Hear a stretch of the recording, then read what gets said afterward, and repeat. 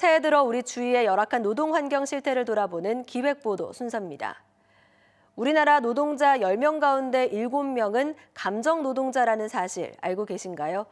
오늘은 겉으로 웃고 있지만 속은 눈물 짓고 있는 감정 노동자들의 이야기를 들어봤습니다. 이승섭 기자입니다. 뭐 하나 쉬운 일이 없다. 말 못할 정도로 피곤했다. 5년 전 극단적인 선택을 했던 한 사회복지 공무원의 일기입니다. 사회복지 공무원은 하루에 수십 명의 민원인을 마주합니다. 대부분 취약계층으로 생계가 달린 민원이다 보니 갈등이 불거지는 일이 많습니다. 본인이 이제 불만이 해소될 때까지 지속적으로 막 소리를 지르시는 경우가 사실은 제일 흔하고요. 저희 동에 한 분 같은 경우는 지금 수년째 같은 내용으로 민원을 제기하고 계세요. 폭언과 욕설을 하며 막무가내로 요구하는 일부 민원인 앞에서 할 수 있는 말은 죄송하다는 말뿐입니다.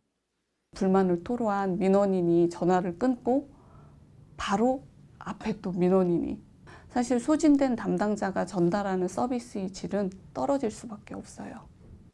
학교 안에선 학생의 폭언과 성희롱, 학교 밖에선 학부모의 문제 제기와 폭언, 극심한 정신적 스트레스에 교육자로서의 의욕마저 꺾입니다. 밤에 자기 전에 학부모님이 저한테 했던 막 폭언들 생각나고 막 손발이 막 벌벌 떨리고 내일 학부모님 쫓아오셔가지고 막 난리치지 않을까 막 그런 걱정을 하느라 정말 매일 밤 취객과 실랑이를 벌이는 경찰, 구급 출동에 나섰다가 폭행당하는 소방관, 시민의 안전을 지키는 이들이 한순간 시민의 봉처럼 취급당하는 순간입니다. 마치 저희 119가 만능인 것처럼 저희한테 신고를 주시는 분들이 많지만 꼭 필요한 상황에서 필요하신 분만 연락을 주셨으면 정말 좋겠다는 생각을 하고 있습니다. 감정 노동의 스트레스를 직장에서 해소할 수 있는 출구 마련 등 실질적인 제도가 시급합니다.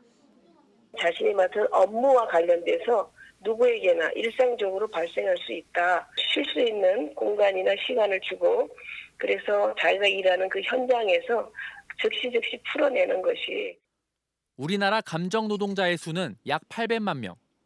국회에 발의된 감정 노동자 보호 관련 법안 5개는 하지만 1년 넘게 국회에 묵혀 있습니다. MBC 뉴스 이승섭입니다.